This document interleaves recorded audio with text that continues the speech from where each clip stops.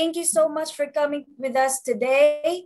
Tonight po, the country is, or this afternoon po, the country is turning green. This is our own initiative and our collaboration to food secure with agriculture. So know how to grow your own food from home or in your community. So for us to start with, of course, maganda pong simulan ng araw with a smile. So let's have everyone a group photo for a while. Ayan. So let's have first a group photo. Let's turn on our camera and I have sent to you a Zoom background if you want. And then, saglit lang po, gawin natin ang gallery view. So, meron po kaming 10 slides for everyone in the room. So, ang gagawin po natin is that first picture is, of course, we will start our day with 2 thumbs up. So, you're gonna put your 2 thumbs on screen just like this. Pero isa lang po yung akin kasi I have the screenshot. But let's have it mga 10 times po. 10 times po yung screen natin because right now we have 250 on the Zoom. So are you ready? Ready na ba? Ayan, let's give our morning with 2 thumbs up. First page, ready, and 1, 2. Okay, just a second. Wait lang po. Another one po. Ayan, wait lang po. Second screen, another 2 thumbs up, 2, 3, and all right, one more. Another screen. We have the third screen. Medyo mahaba-haba po ito, pero pag alam niyo po nasa first screen kayo, hindi niyo na po kailangan mag 2 thumbs up. 2 thumbs up, 2 hands po, ready, and 2, 3. Wala, hindi ko pa nakikita yung 2 thumbs up. Ayan, ayan, one more. There you go, there you have it. And then another one of 2 thumbs up. Ayan, ganito po. Ayan, nakikita na natin yung mga participants natin. Okay, let's wait for their video on. Wait lang po. All right, ready. Okay, 4. Okay, hindi kaya ng signal. Okay lang yan. O, kung sino yung kaya ng signal. 1, 2, 3, and smile. Ayan. Another one. 5th slide. Ready na yung mga Websu UA dyan? Okay, ready? And parang wala pa. Okay, video on po tayo. Ayan. Another one. Kaya ba? O, sige. 2, 3. 2 thumbs up. Pag hindi po kaya, react na lang tayo ng thumbs up. Ganito. Ayan. Okay, try natin. 1, 2, 3, and ayan. All right. So, another one po. Last 5 na lang po. And 2, 3, 6 page. O, page 6. 2 thumbs up. Ready na?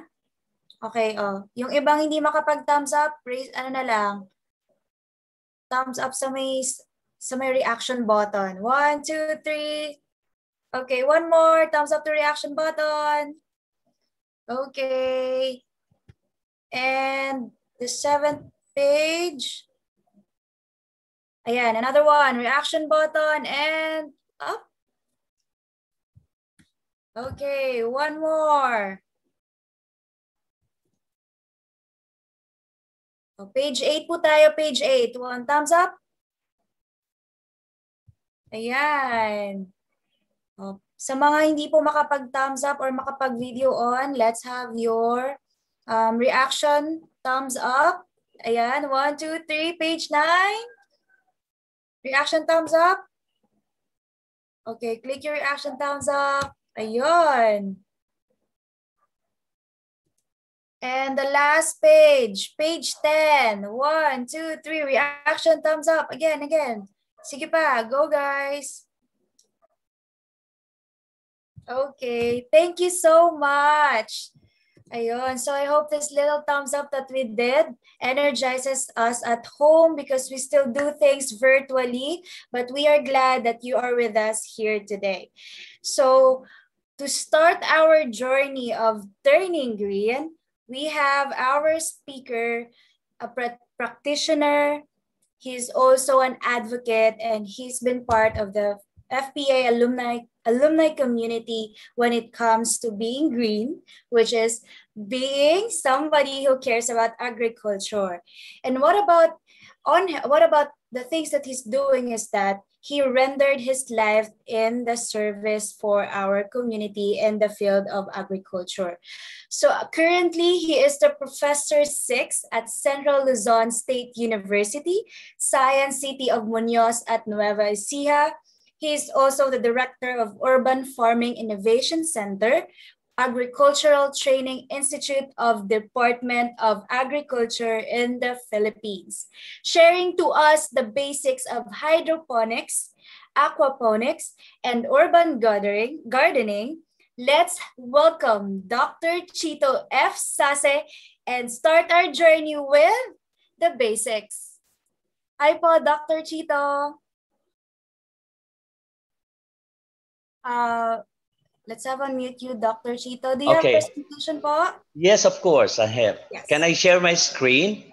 Yes, sir. Just click on the share screen.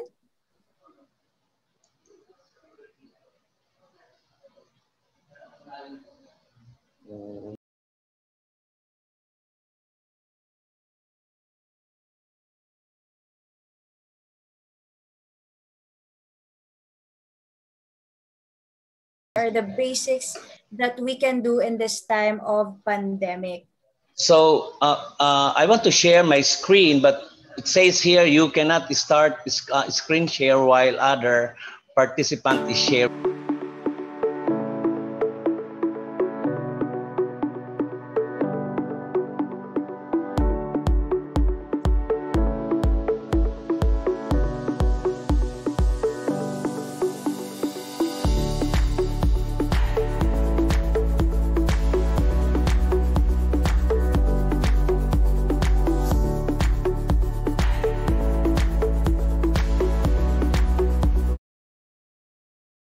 What I'm going to share to you are our results of the experiments or projects that we have here in Central Luzon State University.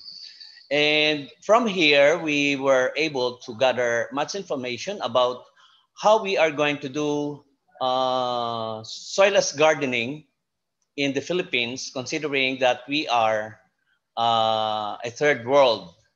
The systems that we have were based on or taken from the locally available materials, because our farmers are always complaining about importing, because you know importation is actually mahal siya at mahirap. So what we resulted to doing our systems using available materials and our Filipino ingenuity. Okay, let me start by telling you that the title of my presentation is about owning today, tomorrow's agriculture. What we have now actually is the start of the agriculture where the next generation will be using. Many scientists have predicted that this agriculture, systems of agriculture, we now call soilless agriculture, will be used extensively in the future. So it's good for us, those who are involved in agriculture, to share this to the next generation, and especially people who are in the academe, so that you can influence your students about thinking that agriculture or life in the future, doing agriculture in the future will be very much different from what our forefathers have done. Okay, so thank you very much for inviting me. Actually, this is my honor to be part of this activity. And I thank the Fulbright Philippines for being so kind to me that I was able to experience the Fulbright experience in the US. And I was able to learn many things. And now I am here to pay the Filipino people and probably some part of the US of what we have done as a result of my scholarship in the US. I want to start my presentation with what is really happening now when it comes to our food production system. Many scientists have revealed that today's agricultural production models are not anymore suitable for the new food security challenges of the 21st century. The prevailing farming systems cannot meet the food requirements of the growing population and are even generating negative outcomes when it comes to our health and the environment. And this often result to food shortage, poverty, hunger, and malnutrition. This is according to many scientists. For despite the advances we have in modern agriculture, such as farm mechanization, protective cultivation, onto plant genetics, food production still remains at the mercy of the changing climate and subject to various destructive elements of man-made and natural disasters. Year in, year out, we see the same thing. And that is, we see that our farmers are suffering from too much water and no water. Tuwing hapon, tuwing tag-ulan, nagkakandalunod ang ating mga kababayan at ganun din ang mga pananim na nasisira. Samantalang pagdating ng tagtuyot o ng summer, halos wala tayong maipandilig, maging ang mga nakatanim natin sa mga paso. Oh, bakit may sulat? That one. Okay.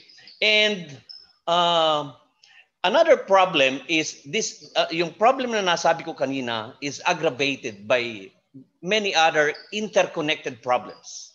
Number one to that is the urban migration. Alam niyo po ba na ang Pilipinas is one of the fastest urbanizing country in East Asia? And about 45 or even more than, siguro ngayong panahon na to, even more than 45% of the Filipino now live in urban areas, living the arable lands in the countryside idle and uncultivated. So what was left there in the countryside, ano na lang ang natira sa kabukiran, is all about our aging farmers.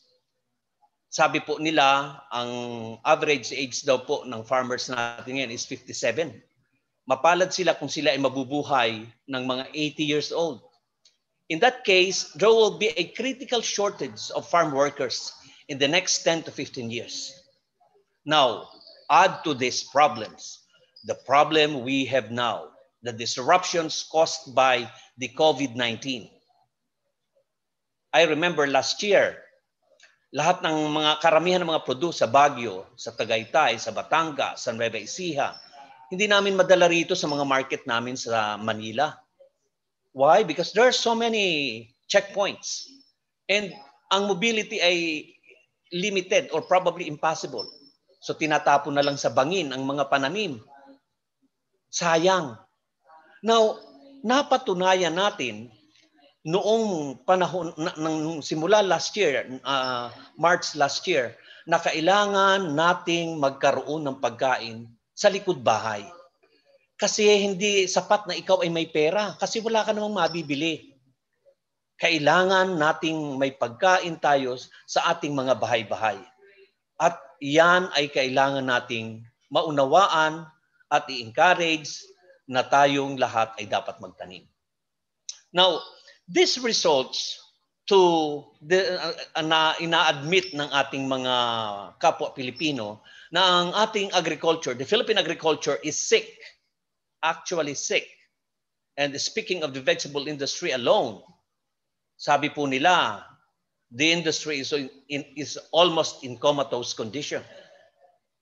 So nakakaawa po na tayong mga Pilipino, nasabihan tayo na isang agricultural country, ganito tayo, na ang ating bansa ay, kumbaga, naghihikahos at hindi sapat ang ating mga pangangailangan na pagkain.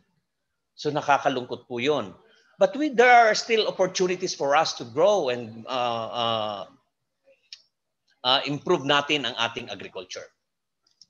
Now, scientists have now concluded that a new paradigm of improving agricultural productivity and efficient utilization of natural resources is necessary. But this requires a concerted effort of the government and the private sector, the entrepreneurs. And our leaders are cognizant to this. They acknowledge this fact. And in fact, they acted, they they called for prompt actions. In fact, ang ating pong gobyerno ay kumilos din ng mabilis. The present Secretary, Dr. William Dar of the Department of Agriculture, when he assumed the leadership in the department, wala po siyang ginawa kundi i-increase ang budget ng agriculture. Before, mababa yan at ang sabi nga nila, barya-barya lang ang meron sa agriculture. Pero nang siya po ay naging secretary, itinaas niya agad yon at nabigyan siya on the first year ng 64.7 billion. The following year, this year, he was given 284.4 billion. And he is using this to do current programs such as research, development, farm mechanization, agricultural credits, post-harvest facilities, training and extension, crop insurance, and urban farming. So, sa buong Pilipinas po, marami po ang programa ng gobyerno na namimigay, or I should say, nagdi-distribute sila ng mga farm machineries. Una na nga po dyan ang mga transplanter, ang mga harvester, at mga tractors na kailangan natin para magkaroon ng farm mechanization. At ito po ay ito lang ang ating pag-asa para tayo makahabol sa ating pangangailangan ng pagkain, because ang ating food production daw ay kulang na kulang sa food requirement. Kaya po, we are resulting always to importation. And sometimes, mga smuggled pa ang karamihan doon. Kaya tayo po as a nation, kung baga, ang dapat po nating pagtuunan talaga ay ang agriculture. Now, the Secretary is into that. And we are doing our best na pagtulong-tulungan itong mga problema natin na to. Now, in promoting urban agriculture, the Secretary wants to engage government agencies, policymakers, the academe, investors, the private sectors to help promote urban agriculture. His program, called Plant, Plant, Plant, is geared towards food availability, accessibility, affordability, and to modernize the Philippine agriculture, to heal the vegetable industry, and alleviate the economic condition of the farmers. So therefore, he created a new center to address this, which he called the Urban Farming Innovation Center. So this is to showcase innovative urban agriculture technologies, advocate innovative production systems, and produce information and promotional materials, and most especially provide extension and advisory services among those stakeholders. Now, in response to this, the Central Luzon State University have embarked on smart farming and precision agriculture, utilizing the principle of controlled environment agriculture, indoor vertical farming systems, using soilless agriculture such as hydroponics, aquaponics, aeroponics, and indoor farming.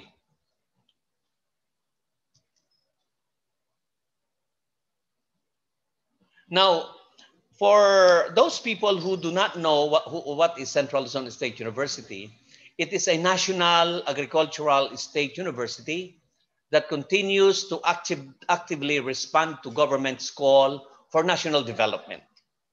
And here we establish a center that demonstrates efficient utilization of natural resources and improved agricultural productivity. It had embarked on programs on smart farming to help attain the objectives of Agriculture 4.0. The center that you can see here is the CLSU Hydroponics and Aquaponics Technologies Demonstration Farm. Thanks to Picard, DOST, who funded this project. 3 projects we were able to avail so that we can develop this demonstration farm in CLSU. And this had been a platform of modern agriculture, particularly on hydroponics and aquaponics, and also greenhouse technology. Now, the CLSU Soilless Agriculture programs addresses urgent concerns affecting food security and climate change. It promotes innovative farming techniques to produce safer, cleaner, healthier, fresher, and more vegetables and herbs with limited resources. Now, the question now is not only producing food. It must include food safety, because food safety is really very important in producing food. Baka naman tayo nagpo-produce para lang makarami kung ano-ano na ang ipini-spray natin. Well, sinasabi nila na kumain ng gulay para humaba ang buhay. Eh paano naman kung ang kinakain mo ay contaminated with so many insecticides? So the question here, in CLSU, we are promoting food safety, not only food security. Now, before we go on with the discussion of this hydroponics and aquaponics, let me first define some things. Katulad po nito, geoponics or traditional agriculture, it is when we plant in the soil. Hydroponics, it is when we use clean water and nutrients. Aquaponics, it is when we integrate aquaculture with hydroponics. Kaya aquaponics. So when we say organics, it is when we use clean organic extracts. Other people call organic as organoponics. So pareho lang po yun. Now, further defining hydroponics, it came from the two Greek words hudur, meaning water, which later become hydro, and ponos, which later become ponics, to mean working. So literally, we mean here, water is working. And it was William Garrick of the University of California who coined the word. Now, aquaponics is the growing of agricultural species and vegetables. And aeroponics is growing of plants in air or mixed environment without the use of soil or an aggregate medium. Here in this picture, you can see some cucumbers growing in a white covered system. Actually po, yung white na yon, ayan yung mga nagkalat na styrofoam fruit boxes na nagkalat lang sa palengke. So nung nakikita ko po yun, I utilized that one at sabi ko, pwede na ko sigurong gamitin pangtakip doon sa aking growing system. Now, what is our growing system? Yung pong, kami po ay naghukay ng siguro mga 6 inches or 4 inches sa lupa. At nilagyan po yun namin ng lining, tarpaulin. So naglagay po kami doon ng gravel at pinatungan namin ngayon ng styrofoam. Yung styrofoam po ay may binutasan namin na kasyang-kasya lang yung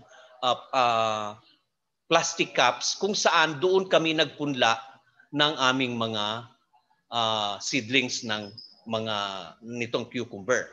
So that's how we do that. And we apply fertilizer, nutrient solution doon sa system. And the system is actually a recirculating system or closed systems. Dito po sa gitna, makikita ninyo ang system namin for growing insulin plant aquaponically. So nasa ilalim po yung tilapia, yung tangke ng tilapia. Nasa taas yung tangke ng freshwater prawn.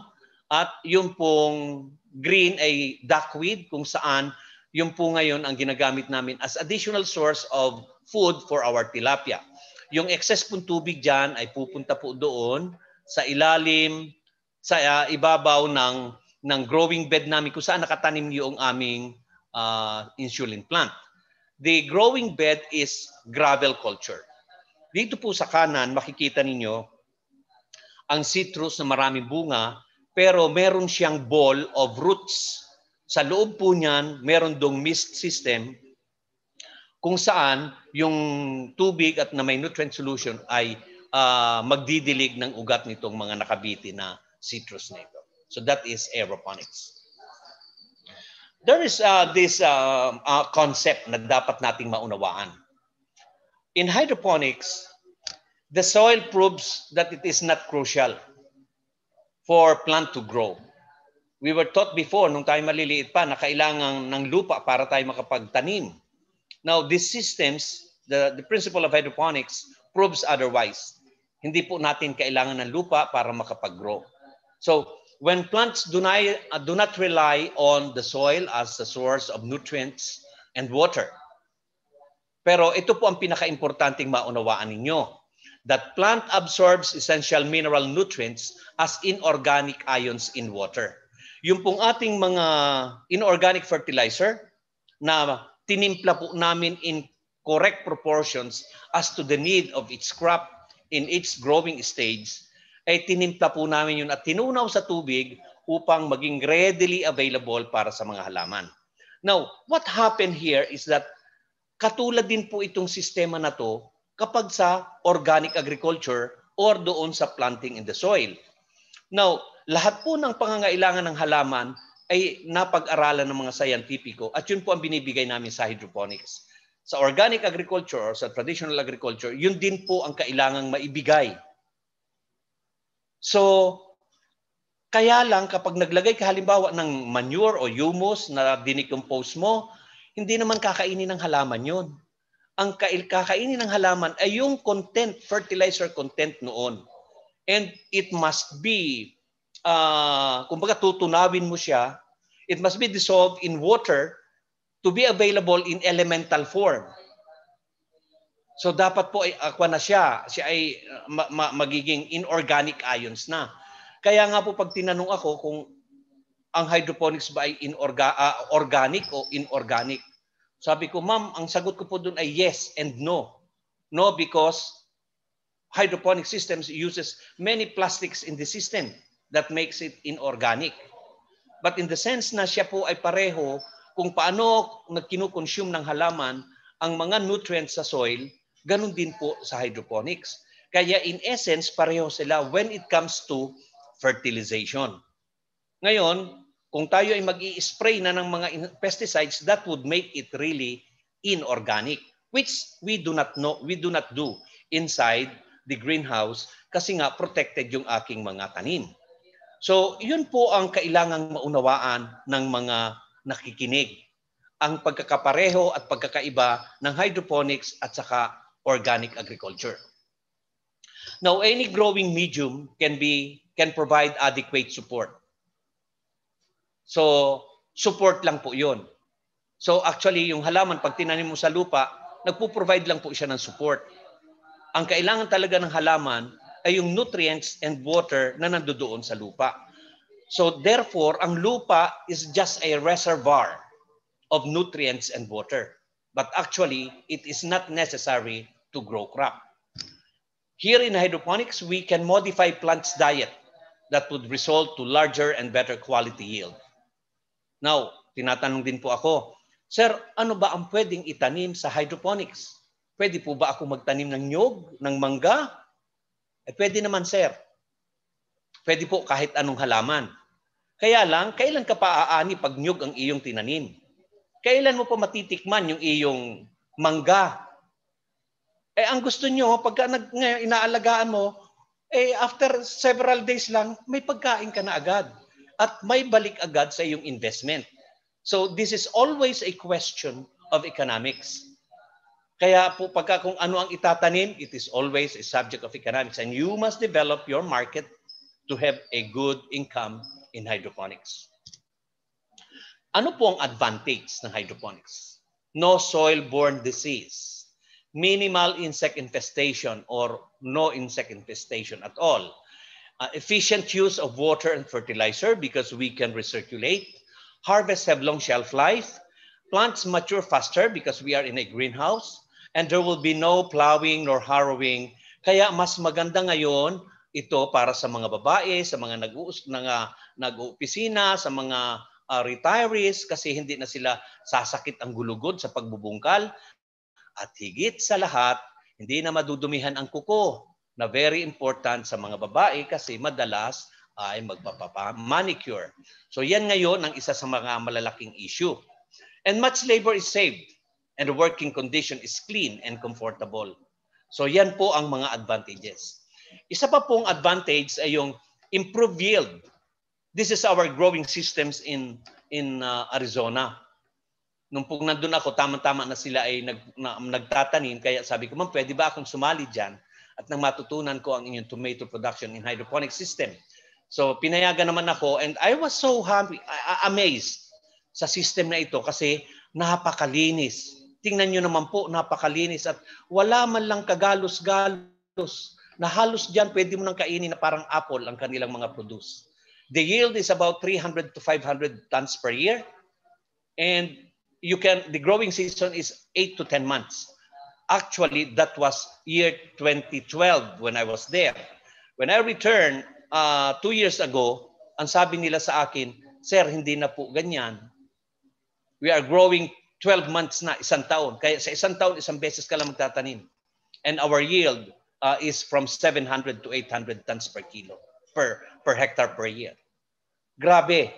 Because they have very good variety and very good system. Scientific ang pagkanilang pag-grow. I hope we can have it here. Sana makagawa tayo ng mga system sa katulad nun. Now, kung may advantage, may disadvantage. So one of them is the setup can be expensive. Hindi yan katulad ng magtatanim ka sa lupa, nakukuha ka lang ng paso o mga container na mga nagkalat, tataniman mo ng lupa, okay na. Here you have to make your system. And that probably will cost you a lot kung hindi ka marunong magpalit ng mga available materials na naririto sa ating paligid. So it requires higher technical knowledge but can be learned. You do not need to be a doctor, a PhD, an agricultural engineer. You only have to know yung routine activities. And most systems requires energy input, of course.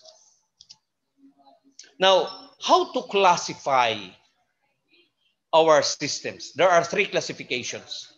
Number 1 is according to cultures and media. So in soilless culture, we have 2 systems, water culture and media culture. Media culture is also called substrate or aggregate culture, while water culture is called solution culture. Under water culture, we have the famous systems like NFT, DFT, tube culture, aeroponics, which is a special case of water culture, and cascade NFT, and many others, combination of them. But for media culture, we have 2 under natural and artificial media. But under this classification, we also have organic and inorganic, pellet shaped, fiber shaped, and others. So, yan po yung first classification. Second classification is according to how nutrients are absorbed by plants. Some systems utilize pumps so that they can move the nutrients and be delivered to the roots of the plants in the system. While other systems are allowing the plants to be just sitting on the pool of nutrient solution. Katulad po noong snap hydroponics, that is actually passive system. At yun po ay resulta ng experiment ni Dr. B.A. Kratky of the University of Hawaii. Si B.A. Kratky po ay pinag-aralan yung kanyang kasi nag-experiment siya at yun po ganun ang naging sistema niya. So marami pong system kayong pwedeng gawin, mga bakanting mga container, mga bote ng gatas, mga plastic ng gatas, pwede nyo pong gamitin yon. But you should avoid metal. Kung hindi man, lalagyan nyo ng plastic just to separate the nutrient solution with the metal kasi magkukurog yun. So ganyan po ang systems, pangalawang classification natin. Ang pangatlo po is how nutrients are delivered to plants. Other systems are open and non-recirculating. Meaning, pagka yung motor ay tumakbo at nagdala ng nutrients doon sa mga halaman, hindi na po yun babalik doon. Probably itatapon na or kukolektahin to be used in other system or other means. Now, the other one is closed or recirculating system. At yan pong closed or recirculating system, yan po yung ginagamit namin sa CLSU. At ito po ngayon yung makakatipid kayo ng tubig, ng fertilizer, but you have to monitor almost every day, if not every day, ay mga 2 or 3 times a week man lang, yung quality of the nutrient solution. Kasi po, importante yon para maayos nyo ang growth ng inyong mga halaman. Now, talking of fertilization, kanina pinag-uusapan po natin yung fertilization with hydroponics and organic agriculture. Now, dito po ay meron tayong inilagay doon sa tubig na macro and micro elements. NPK, sulfur, magnesium, calcium, iron, zinc, manganese, copper, chlorine, molybdenum, and boron. Other than this, meron pa rin pong tatlo. Kaya nga 16 yan eh. That is oxygen, hydrogen, and carbon, which is present in the air. Now, the quality of the nutrient solution is the heart of hydroponics. Maintaining the quality determines the success or failure of any investment. Katulad na lang po halimbawa nitong pH. Ang pH po ay dapat 5.8 to 6.8. Other practitioners use that as 7. Pero pagka po siya ay bumaba at tumaas na dito sa range na to, tingnan nyo ang mangyayari dito sa figure, yung graph na naririto sa kanan. Yung pong nakabilog ng green, yan po yung desired pH range. Outside that, ano ang mangyayari sa mga ibang elements? Paliit ang, pagka outside this, maliit ang phosphorus papuntang kanan. Ang nitrogen paliit din. Pakonti ng pakonti ang potassium. Ganon din po ang calcium, ang magnesium. Ganon din ang molybdenum. Now, pagka naman sumobra ka dyan sa pH range na yan, although mataas ang nitrogen, phosphorus, potassium, sulfur, calcium, magnesium, how about iron? How about the micronutrients? So paliit sila doon. So ang sabi nila, the least evil here is to have a nutrient solution at the level of 5.8 to 6.8. And you have to monitor that. How will you monitor? Meron pong mga instruments para i-monitor yan. That is pH. How about temperature? Now, the best temperature for nutrient solution is 23 degrees. But it could be best also to have a range of 20 to 26. Kasi nga, sa umaga, papainit yan hanggang maghapon. Pagdating ng gabi, malamig na naman. How about masyadong malaki ang natin, ang range natin? Halimbawa, 15 to 35. Kawawa ang halaman mo tuwing umaga. Sa gabi lang siya makakabawi. So if you could set the temperature between 20 to 26, mas maganda yon. How will you do that? How will you maintain the temperature of the nutrient solution? There are many ways. At talaga namang napakarami naming eksperimento dito kung paano yan gagawin. Ang dami-dami naming ginawang design. Pero we went back to the very basic. Napakasimple lang pala. Yung pong tangke ng nutrient solution ay ilagay mo sa swimming pool na tubig na sa halip na walang laman ay nilalagyan ko na ng isda. So, yung aking tangke ng nutrient solution, ilulubog ko sa fish tank. Gagawa ako ng tangke. So, ganun po ang ginagawa namin just to maintain the temperature. The EC must always be from 1 to 3 microsiemens per centimeter or equivalent to 500 to 1,800 parts per million or ppm. The dissolved oxygen must be more than 4. If you can have that at 10 ppm, dissolve at 23 degrees centigrade, at 100% saturation, well, you will have a perfect system. Pero napakahirap pong i-maintain nun. Now, marami po nagtatanong sa akin, Sir, ang problema kasi namin ay nutrient solution. Paano ba kami makakapagtimpla nito? Paano kami magkakaroon? Pwede bang kami na lang magtimpla niyan? Pwede naman po, sir. So I gave them the formula. At ito po yung mga formula nakita nyo naman.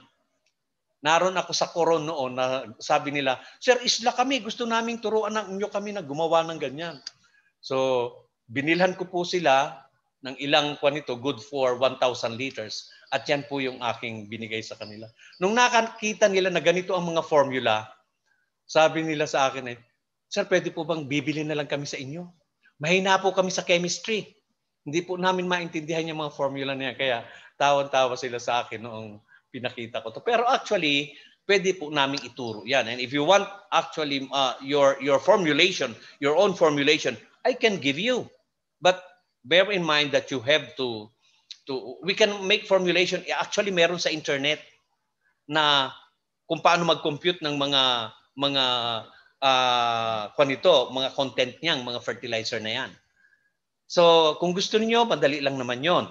Ang problema lang katulad po noong Iron EDTA, ito, Iron EDTA na to, kung bibili ka po nito sa sa mga sources, mga chemical companies, hindi ka naman pwedeng bumili ng kalahating kilo ng 1/4.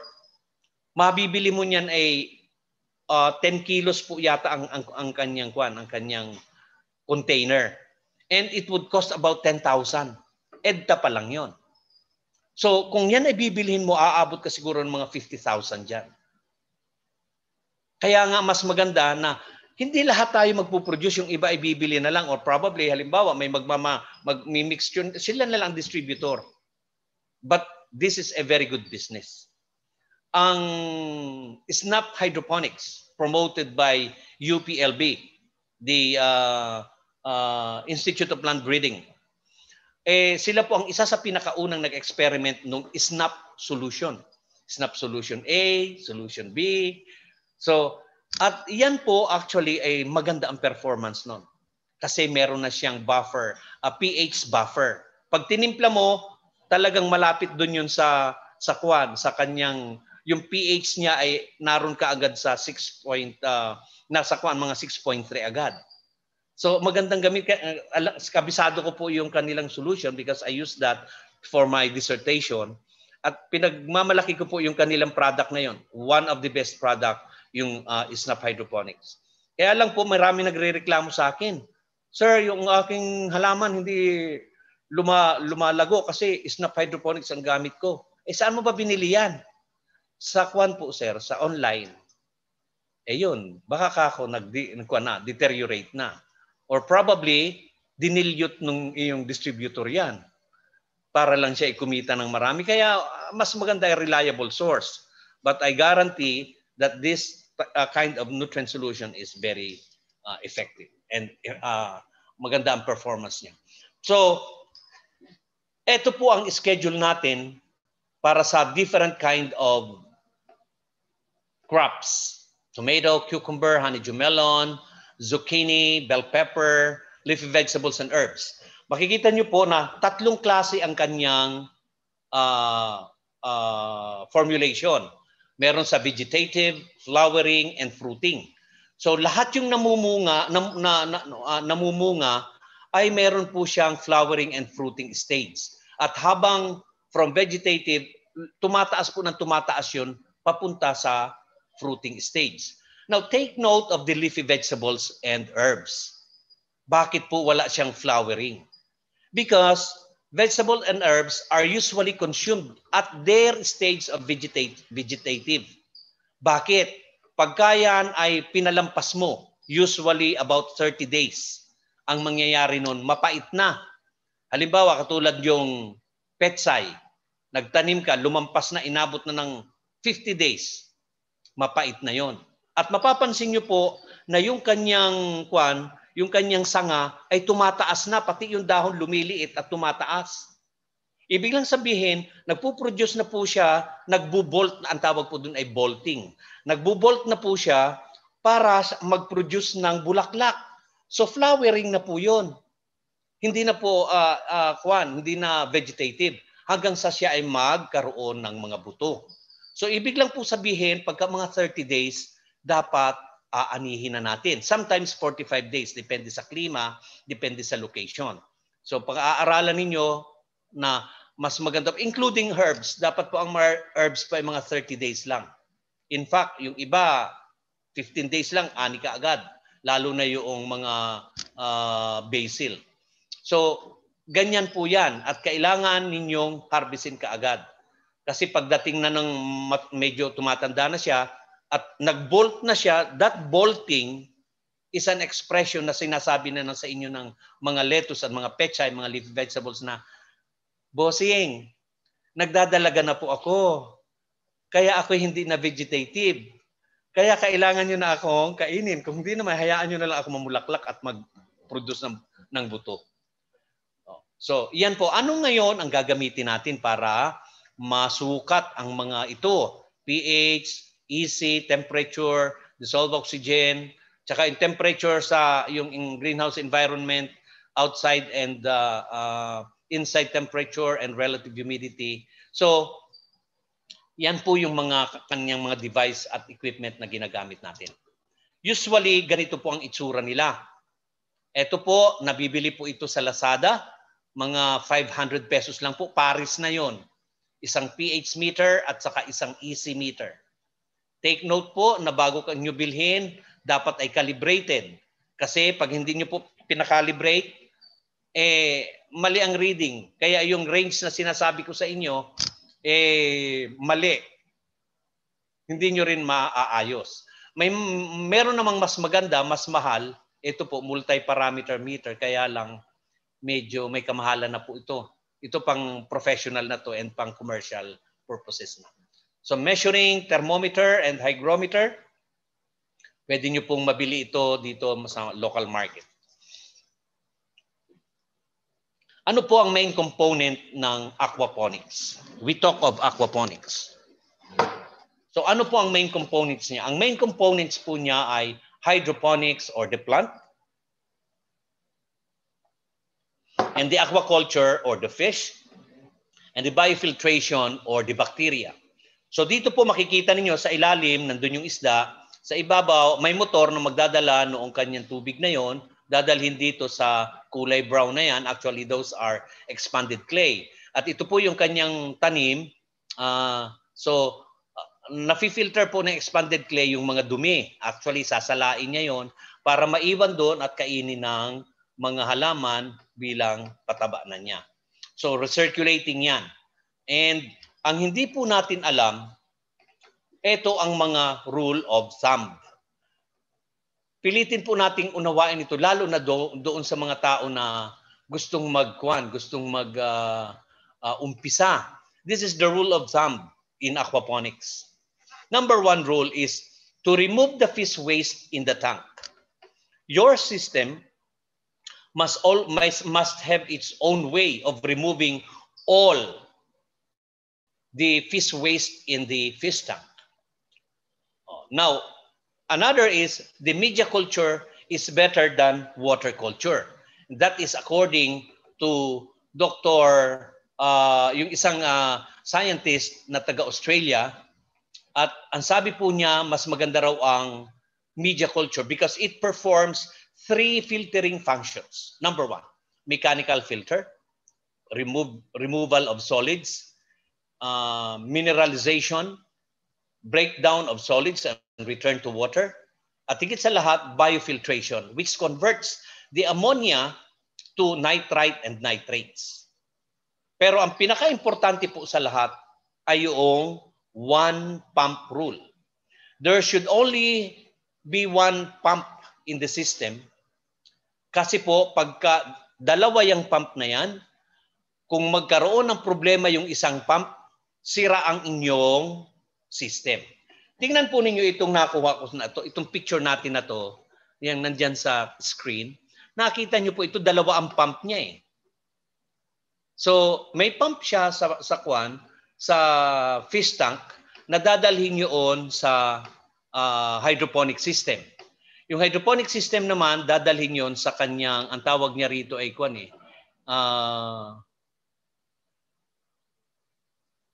solid removal. So may pump na naman siya doon. Let's say, nasira ngayon itong pump sa fish tank. Tapos tumatakbo lagi itong isang motor dito sa tangke na to. Or what happened, let's say, gumagana yung fish tank at nasira itong isang motor. Anong mangyayari? Ubos ang tubig dun sa fish tank. How about making a system that would utilize only one pump. Our system, we call aquaponics po kasi nagkaroon ako ng copyright do sa salitang gulay isdaan. That is Pinoy aquaponic system or Filipino aquaponic system. Ang ginagawa po namin, there is only one pump. And we recirculate that, allowing all the fish waste to be removed using gravity flow. Pakikita ko po sa inyo mamaya yung system ko about that. So let's continue.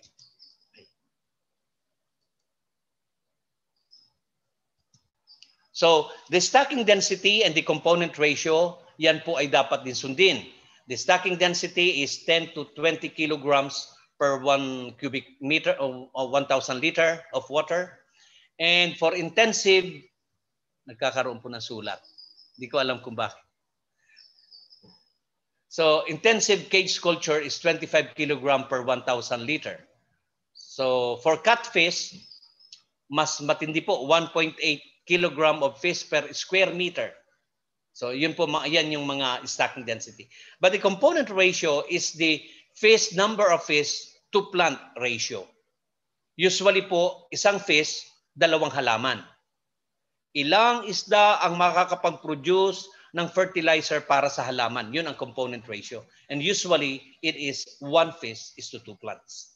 Pagka po matagal na yung inyong system, let's say 4 years na, 2 years na, eh kahit po gawin ninyong 4 plants. Kasi nga, marami nang nag-accumulate na mga fertilizer. Now, paano po natin i-jump start? Paano natin i-jump start? Halimbawa, mag-uumpisa ako, paano ko pabibilisin yung production ng bakterya? Eh, yung ng bakterya ang importante. Ang sabi nga po dito, the bacteria is the unseen heroes in aquaponic systems that takes the unusable aquaponics fish waste and creates a near-perfect plant fertilizer. So, ang tawag po natin dun ay cycling. The process of establishing a beneficial bacterial colony in your aquaponic system. So, kailangan pong makapag-establish ng bacterial colony. Para mapabilis yun, kailangan mo siyang i-cycle. At marami po ang paraan para magawa yun. Number 1, yung pong cycling with fish and cycling without fish. Nung po ako nasa Arizona, ang ginawa ko ay isang buwan kong pinatakbo yung system ko na walang isda at walang halaman. Tapos, 2 linggo. Tapos, 2 linggo rin na naglagay ako ng isda na walang halaman. So, isang buwan kong pinatakbo yung aking system. So, very rich na siya ngayon sa fertilizer. Saka lang ako nagtanim. Ganun po ang ginawa ko. So, yan po ang mga paraan para mapa-jump start. Cycling with fish, ito po ang comparison nila. High risk of fish death kung may fish.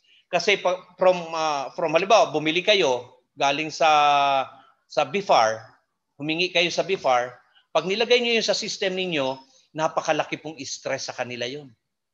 Napakalaking stress. At kung maaari po, dapat yun ay ingatan ninyong mabuti. Yung temperature dapat nung isda sa traveling ay dapat ingatan. At dapat yung pinanggalingan niya at dun sa paglalagyan niya ay halos pareho ang temperature. Ay kung malamig na malamig doon sa pagdadatngan o di kaya mainit, malamig yung pinanggalingan, paglagay mo doon parang ikaw rin. Parang tayo rin, parang tao rin yan So, tilapia is better choice because it is a hardy species. Astig po kasi ang tilapia. Astig yan Kaya kahit na mataas na ang temperature, nabubuhay pa rin sila. At kahit na medyo madumi-dumi na yan, buhay pa rin sila kasi nga hardy species yan. Feed your fish once a day, bagong-bago pa lang. Kalalagay mo siya doon sa iyong system, huwag mo munang pakainin. Kahit the following day mo na siya pakainin. At pag nagpakain kayo, maglagay lang kayo ng konti. Pag naubos niya yon, maglagay ulit ng konti. Huwag niyong tatabuan yun ng fish pellets. Isang araw nang di kumakain itong mga alaga ko, 1 tabo ang ilalagay ninyo. Patay yun. Mamamatay yun. So, ganon ang mga system po natin. Now, ang fertilization po sa hydroponics, katulad po nung sabi ko sa inyo, is about nitrogen cycle. It is a natural process. Kung saan po may stagnant water, there is nitrogen cycle. At dun po magkakaroon ng mga bacteria yon. We call beneficial bacteria. So let us start. This is a cycle. Hindi natin alam kung saan tayo mag-uumpisa dyan. But let us start in the fish. Naglagay kayo ng fish dun sa inyong system. Siyempre, pag okay na siya, pakakainin nyo siya. Kakain yung tilapia, siyempre dudumi yan. Iihi din siya. At may matitira pa siya na pagkain. All those will be decomposed at magkikreate siya ngayon ng ammonia. Yung ammonia po na yon ay kakainin ng isang uri ng bacteria we call Nitrosomonas bacteria and convert it into nitrite. And another group of bacteria will convert it into nitrates. Then nitrates will be available to plants. Kaya nga sasabihin ng halaman, "Oy, tilapia, thank you ha. At binigyan mo ako ng fertilizer." Sasabihin naman noong tilapia, sister, ikaw nga nilinis mo yung aking halaman, yung aking tubig. So it is mutually beneficial system. So the bacteria is the unseen heroes. Ngayon po sa US, para lang, so ang ibig po sabihin dito, the more bacteria, the better. So paano natin mapaparami yung sorry po, naubo na ako. Paano natin mapaparami yung bacteria? So kailangan natin, para din tao, magawa tayo ng condominium para dumami yung mga tao sa isang lugar. Ito pong bioballs, ginagamit po nila yan sa US, sa Australia. Tawag po nila dyan bioballs. So yan po ay condominium ng bacteria. The more you have this in the system, maraming bacteria, maraming titirahan ang bacteria. Now, what will happen if your nutrients are too much? So, magiging toxic. Generally, pag toxic,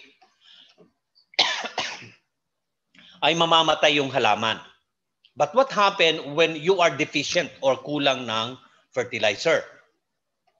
If your plant is deficient, ibig sabihin yung sistema mo hindi pa nakakapag-adapt. At dahilan po dito, meron po ditong isang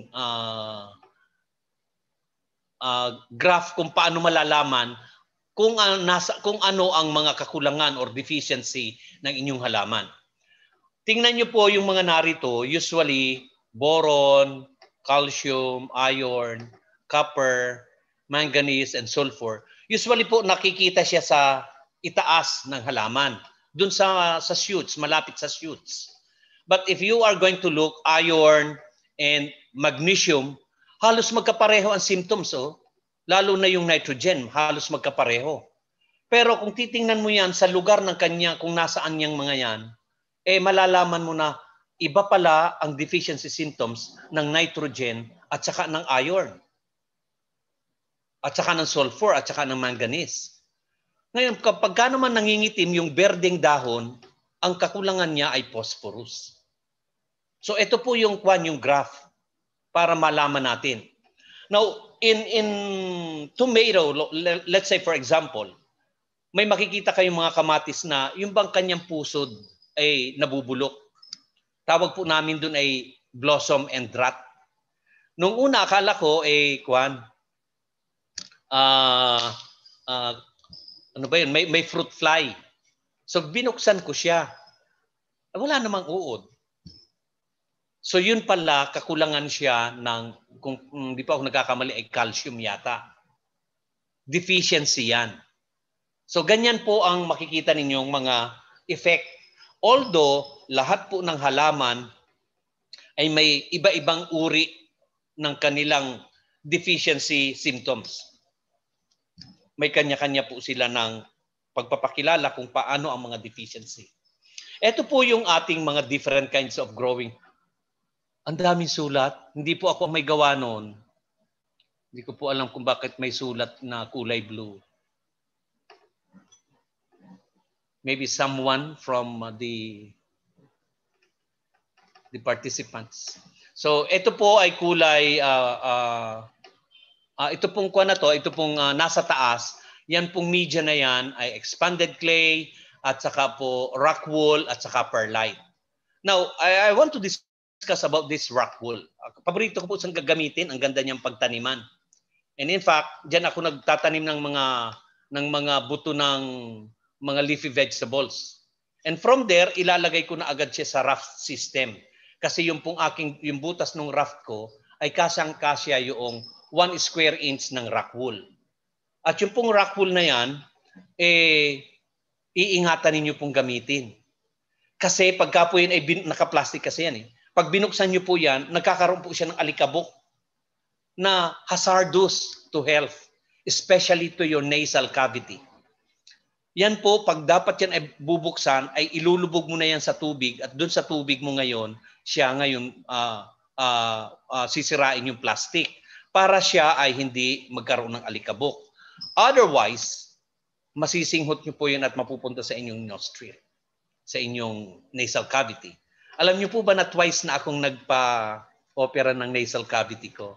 Kasi later ko lang nalaman na due to this. Yan po kasi ay first stage of ng glass, itong rock wool. At pag hinipo nyo yan, actually mapapansin niyo na parang may tumutusok sa inyong mga daliri. Hindi naman masakit, pero mararamdaman mo na may tumutusok. And that is glass. So, iingatan nyo po yan. Na ito pong nasa gitna, ito po ay pumice. Ang spelling po ay Pumice. Noon po ang pronunciation ko ay pumice. Pumice. Once I was invited to present a technical paper in the US, sabi po nila, Sir, pumice. It is pronounced as pumice. Oh, sorry, I'm a Filipino. I don't know about your English, but this is the way I pronounce it there. Thank you for the correction. Now, yung nasa gitna ay scoria or volcanic cinder. Marami po nito sa Los Baños at sa iba't ibang mga volcanic area. So kung familiar po kayo sa Jeju Island sa Korea, lahat po halos yung island ay scoria ang tawag nila doon or volcanic cinder. Marami po nito sa Los Baños. At ito pong nasa gitna, nasa gawing kanan, yan po ay river sand. Mas maganda pong gamitin ang river sand kaysa sa sea sand. Sea gravel, I should say. Sea gravel rather than yung river gravel rather than sea gravel. Para kasi baka maalat, magbago pa. But I am using, kung ako pong gagamit, ay yung sinlalaki lang ng kuko. Ayoko po nung ganitong malalaki na parang pambala na ng tirador. So, hindi po ganyan. Now, ito po nasa baba is actually organic media. Coco peat and coco coir. Kung hindi po kayo familiar dito sa coco peat and coco coir, kung kayo ay may nyog at pag inalis nyo yung bunot, pag ginagalaw nyo yung bunot ngayon, may mga dust na nalalaglag. Tawag po natin doon ay coco dust or coco peat. Ngayon, may makikita kayong parang mga string or mga string doon, ang tawag po natin doon ay coco coir. Now, ito pong nasa dulo is sawdust. Mag-iingat po kayong pamimili nito. Let's say, pagka nagamit nyo halimbawa ay mahogany, yung sawdust ng mahogany, ang mangyayari niyan, magkukulay dugo yung inyong nutrient solution. Wow! Pula! So, ang pangit na ng natin. And some trees are actually producing other chemicals which would complicate your nutrient solution. So, mamili po kayo ng maganda or probably ibabad nyo na muna para mawala yung mga kulay-kulay na yan. Now, different backyard hydroponic system. Marami po ako nakikita na lagi na lang may sulat. Hindi ko alam kung bakit may sulat. Ako ba ang nagsusulat o ano? So, meron pong akong nakikita na gumagamit ng bamboo. Pwede naman po 'yon, kaya lang ang bamboo po kasi ay may ugali na after 3 months or 4 months ay bibitak siya. At yung inyong nutrient solution ay mahuhulog kasi nga bitak na siya. Or probably your nutrient solution will be absorbed by the bamboo itself. Kaya makukomplicate nyo, tapos nagtanim pa siya sa nyug. Pinagpatong lang niya. Well, magandang tingnan, pero kung titingnan po natin ang science of this, I would not recommend this one. Kasi nga, masyadong nakakapagod ito. Baka after 3 months, gigibain mo, gagawa ka na naman. Why not choose a better system? So, ganun po. Ngayon, itong nasa sa taas, sa dulo, gumawa po siya ng stand niyang kahoy at naglagay siya sa ibaba ng mga PVC. I think this is 4 inches pipe, na nagtanim siya ngayon ng, hindi ko alam kung kamatis ito or bell pepper. So, tingnan ninyo kung anong protection ang binigay nung structure dun sa halaman. Think of the weather. Think of the temperature. Think of the insects. Think of the birds that would eat this one. Wala. So, nagkakagastos na rin lang tayo, ba't hindi pa ayusin yan? O, yung pong nasa gitna, yung A-frame na may tanim ng mga leafy vegetables, ano po ang protection na pwede niyang ibigay? Open siya sa bagyo, open siya sa hangin, open siya sa init, sa ulan. So, sayang ang system kung hindi kumpleto. O now, tingnan naman ninyo itong greenhouse na to na narito sa pinakadulo sa kanan. Gumawa siya ng PVC, pinagduktong-duktong niya to, at tingnan nyo kung anong protection ang binigay niya. Will the plastic na kinover niya doon will totally protect the plants? I don't think so. Ano ang inyong protection na naibigay lang ng plastic? Sa ulan. Pero believe me, that plastic will create so much heat na magiging detrimental sa yung mga tanim dito na lettuce. Open pa siya sa insect, open siya sa hangin, and probably pag isang bagyo lang ito, titimbuang ito.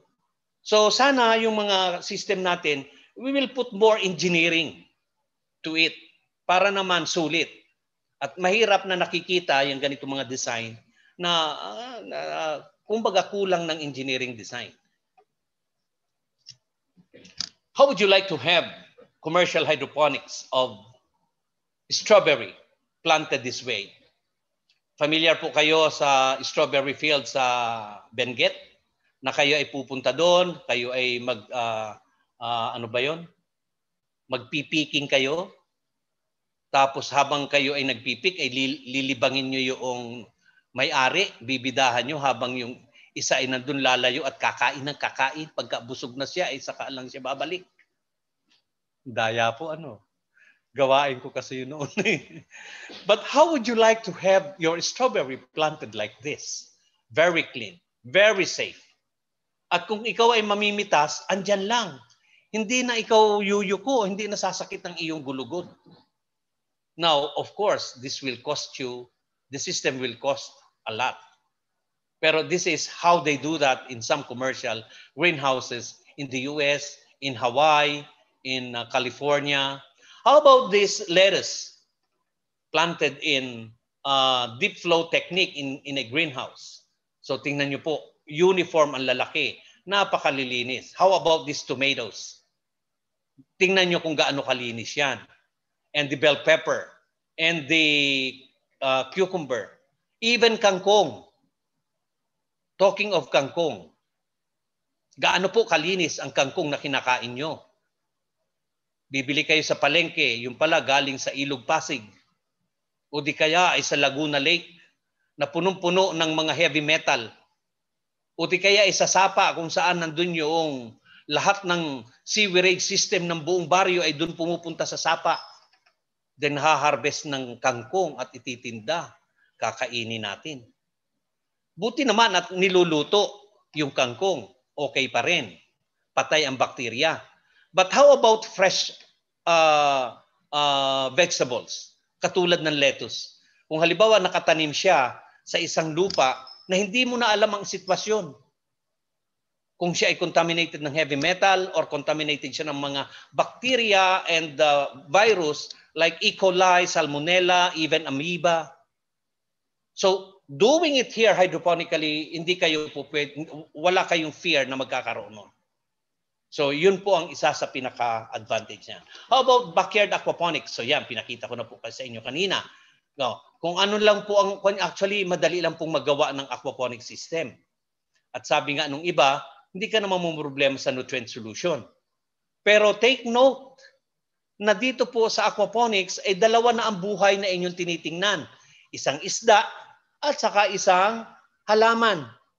In my system, I included freshwater prawn and shellfish. So I have to look for all of these live creatures para ipamuhay ko sila sa isang system na magkakaiba ang requirement.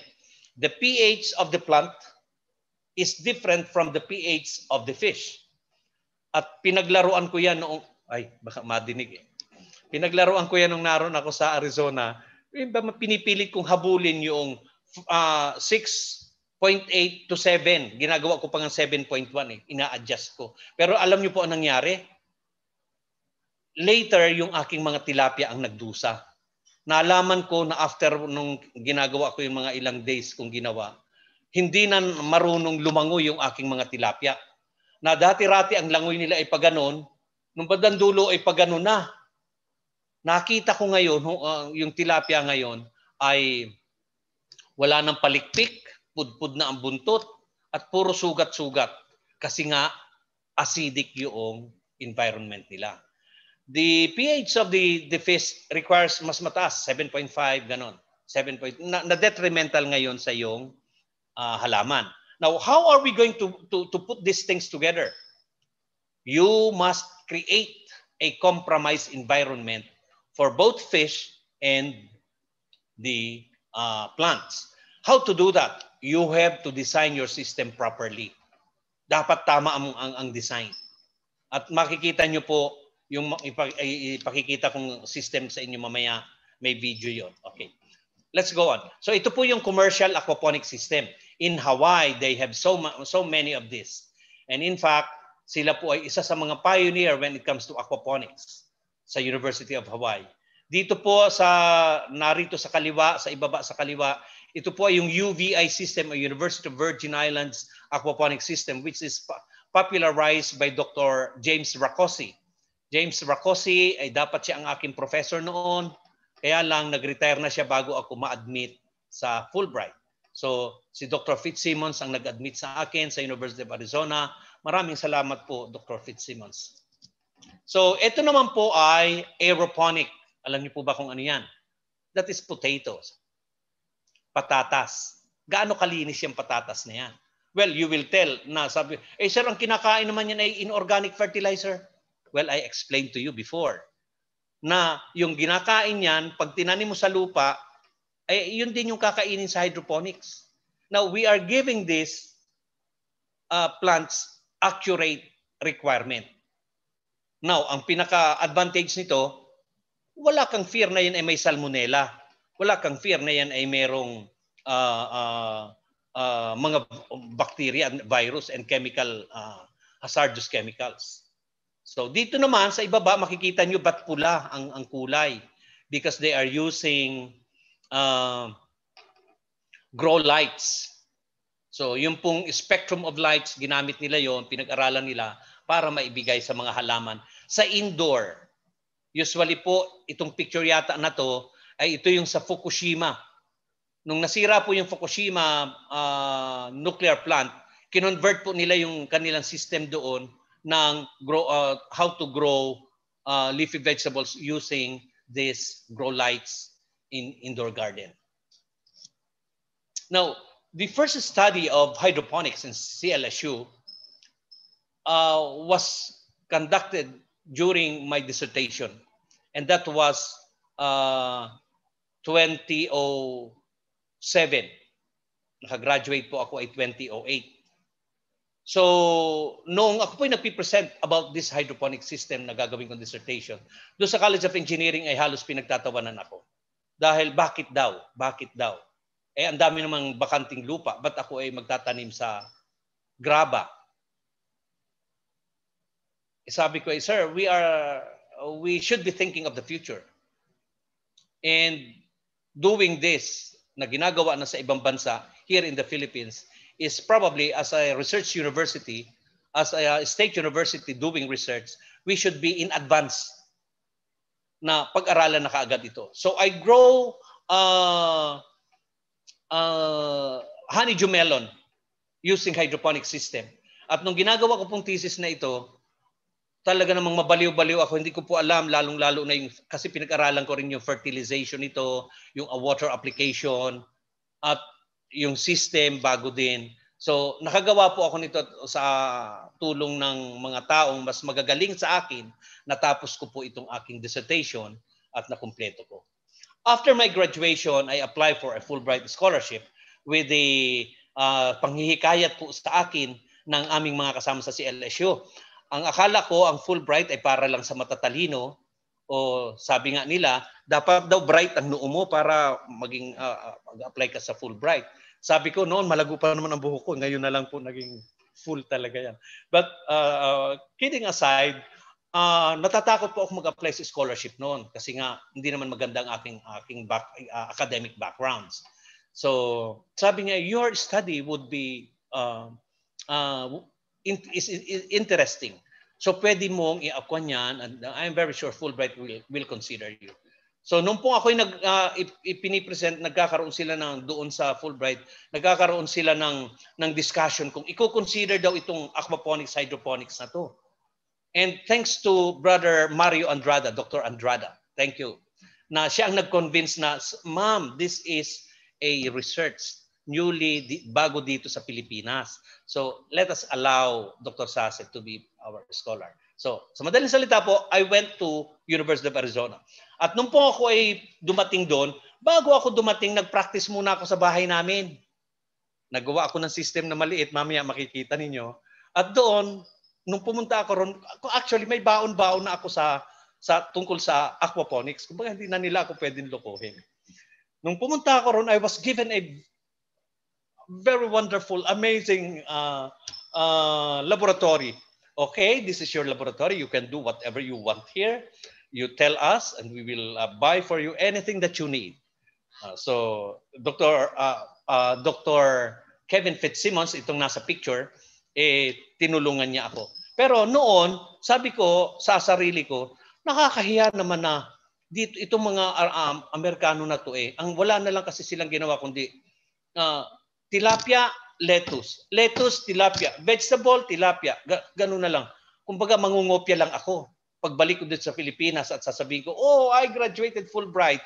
At ang ginawa ko ay katulad ng ginawa ng mga Amerikano na lettuce and tilapia. So sabi ko, why not introduce something new? So nag-iisip ako. And I remember, nung ako ay bata pa sa amin sa Marinduque, na ako ay lagi sa ilog. At lagi ko akong nakakahuli ng mga isda at higit sa lahat ng mga hipon. So why not introduce freshwater prawn in the system? So I tried to convince Dr. Fitzsimmons and sabi niya sa akin, ay pag naglagay ka ng freshwater prawn, kakainin niya ng tilapia. Guguluhin niya ng tilapia. No sir, hindi ko po doon sa fish tank ilalagay. Sa ilalim po nung aking mga vegetable. Kasi yung ginamit ko po ay raft culture. O di kakainin niya yung ugat. Ayoko na lang makipagtalo. Sabi ko na lang kay Dr. Fitzsimmons, sir, why don't you give me a try? Can you help me import baby freshwater prawn somewhere? So, okay. So, ganyan ang mga mga Amerikano, napaka-supportive nila. And I was so thankful that Dr. Fitzsimmons was there to help me. Thank you, Dr. Kevin. Thank you. And so I was able to grow fish. Dalawa po kasi yung system ko Yung isa with prawn at yung isa ay without prawn. Ikukumpara ko ngayon ang growth. At nalaman ko po na mas maganda ang growth pagka with prawn. Bakit? Kasi yung mga fish waste ay pupunta from the fish tank ay pupunta doon sa raceway ko o yung swimming pool ng raft culture. Nandoon para kainin nitong mga freshwater prawn.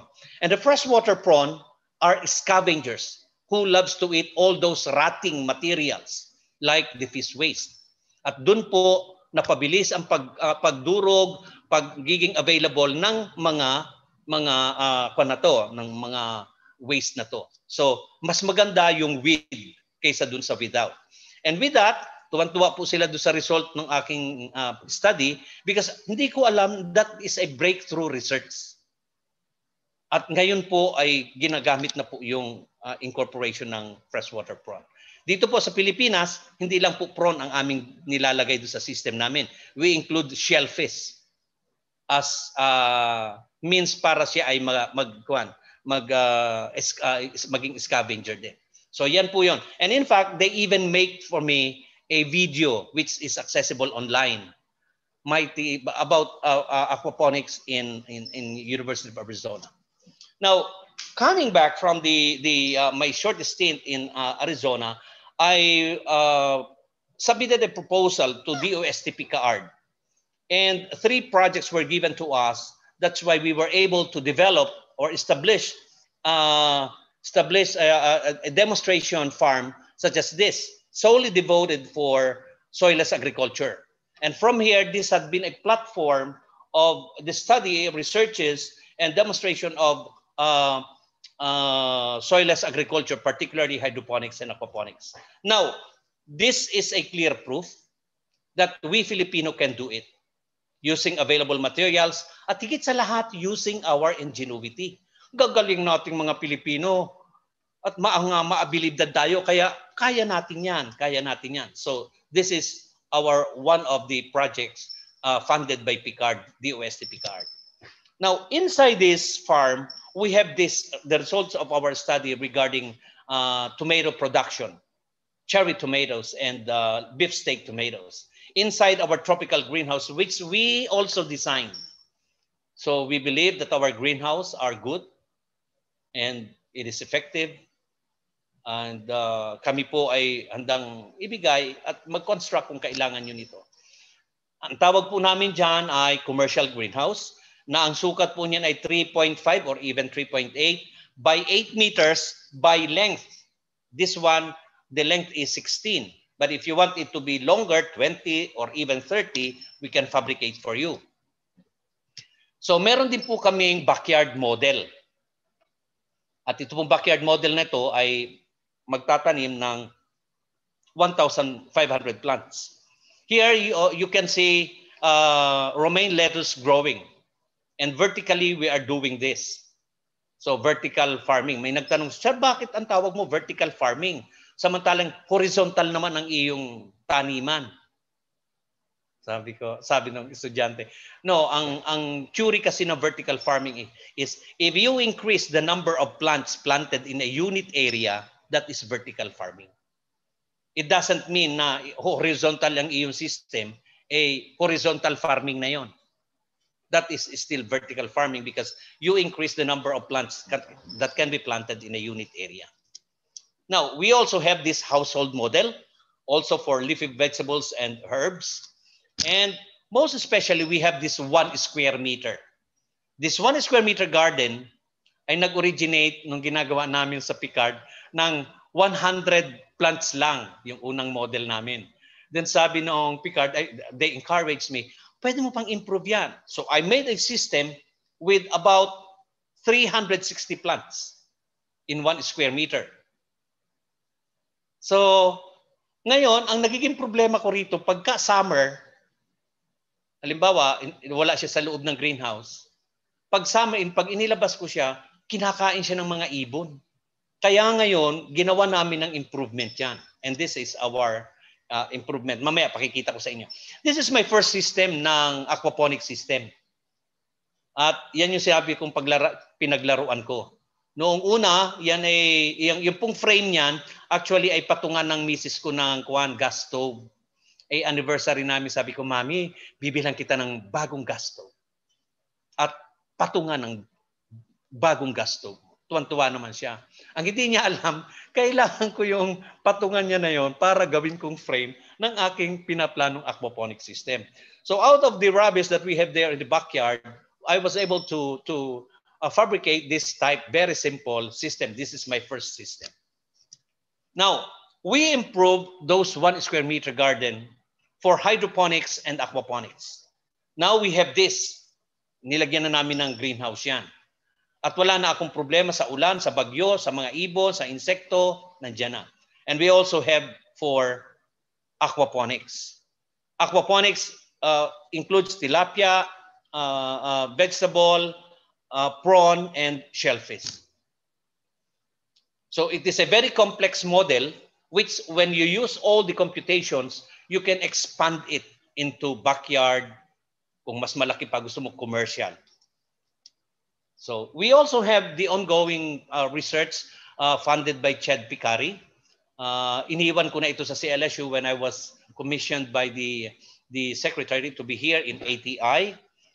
Ito po yung aming project doon. We grow inside the chamber lettuce and different kind of vegetables. So we also grow strawberry inside the growing chamber. At yan po ang aming mga pag-aaral.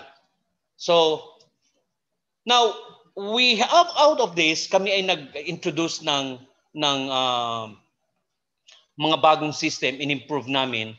And here you will see how this aquaponic system, which I call Gulay Isdaan or the Pinoy aquaponic system. I coined this word, and in fact I have a copyright for this, Gulay Isdaan, Pinoy aquaponic system. And we have this system. Look, we have this fish tank at the back of the greenhouse. The greenhouse measure 3 meters by 4 meters. And ito yung kanyang growing system ng mga orange na yan. Later, pininturahan namin yan para magmukhang puti. At itong makikita nyo sa ibaba na taniman namin, ayan.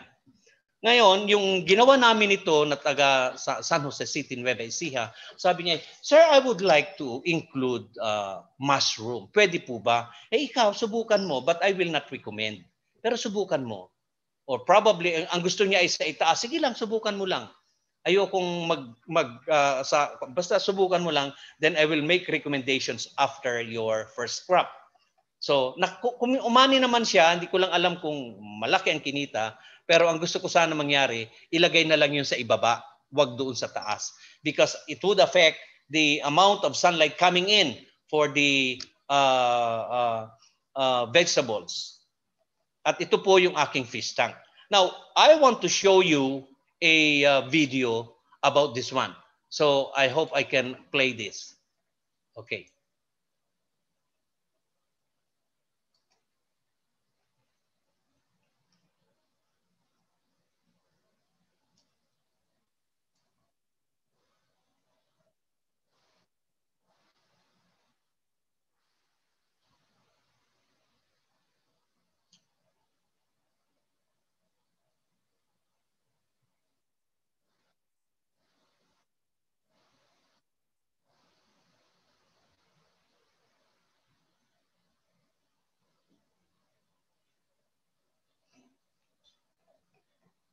Oops.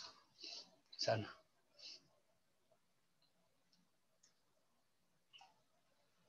Another video.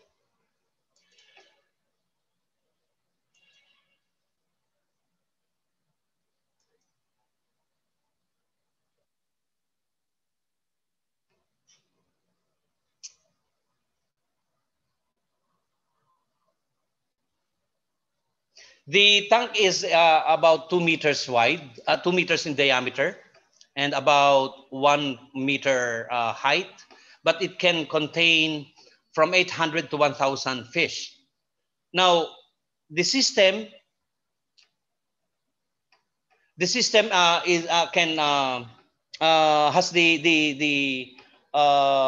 its own way to clean the fish waste and be placed into the hydroponic system. Kaya nga po walang kaamoy-amoy eh. Wala ka man lang makikitang dumi doon sa ilalim. Sa halip, hindi malansa, hindi mabaho, walang ammonia, at sa halip ay maganda ang growth ng ating mga tilapia.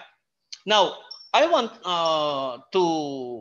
my system is about to, my presentation is about to end, and I want to end here about the fourth industrial revolution.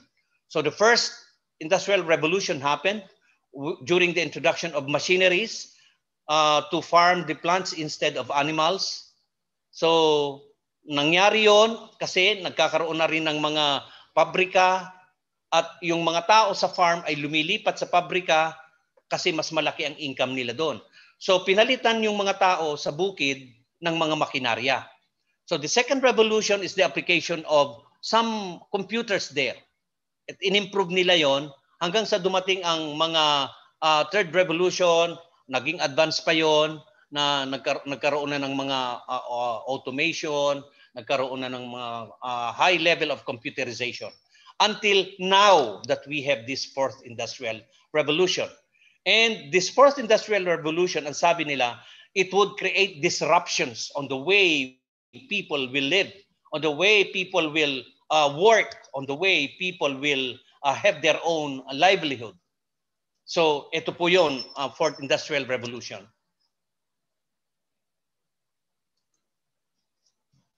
And kasabay daw po ng fourth industrial revolution is the industry 4.0.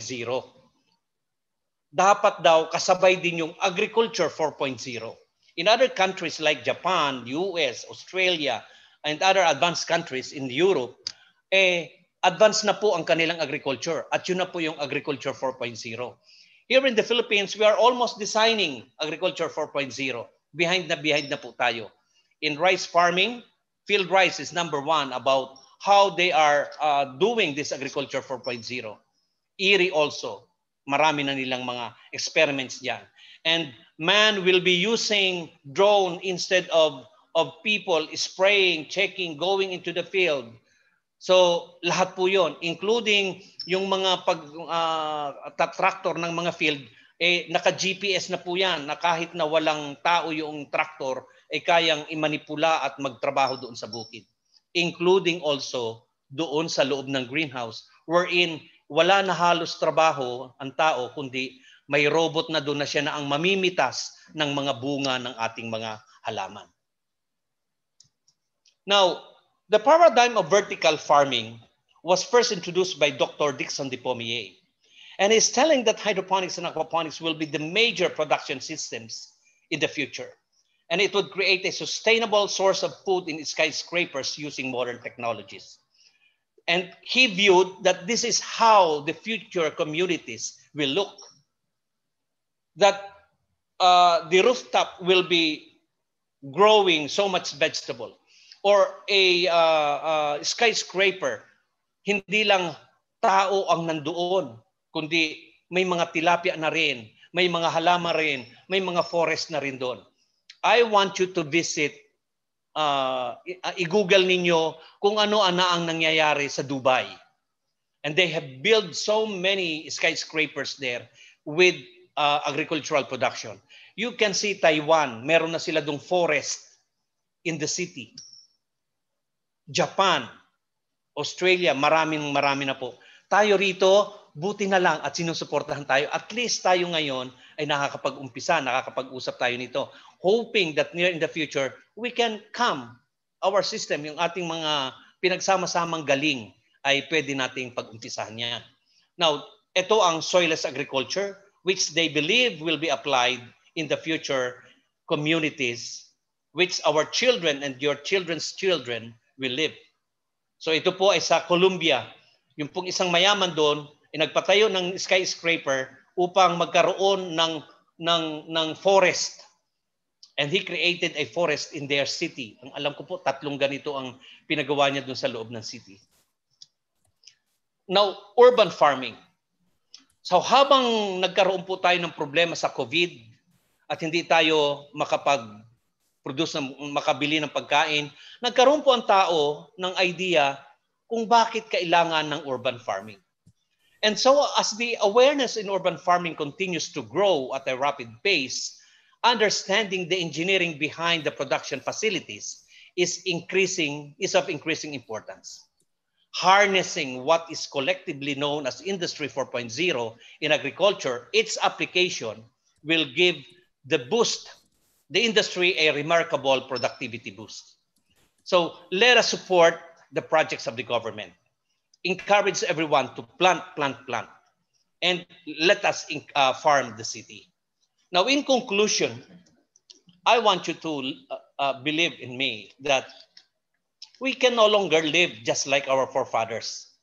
We cannot go on to forest hunting and gathering fruits. There's no forest anymore. Kaya po, we need to deliberately produce our food.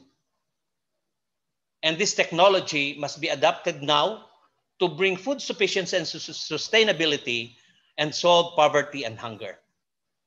At maniwala po tayo that as an agricultural country, agriculture is our country's hope to progress. And we need to start now. We need to start the future now using soilless agriculture, which is the future agriculture. Maraming salamat po sa inyo lahat. Let us farm the city, producing more, safer, cleaner, healthier, fresher, and more vegetables and herbs. Purihin po ang Fulbright Philippines. Thank you so much, Sir Chito. What a discussion. We have learned so much, and there are a lot of enthusiasm.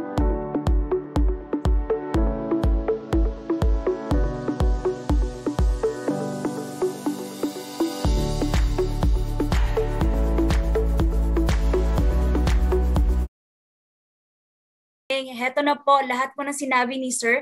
How can we start from small in our home and maybe bigger in our community? Let's hear from our speaker.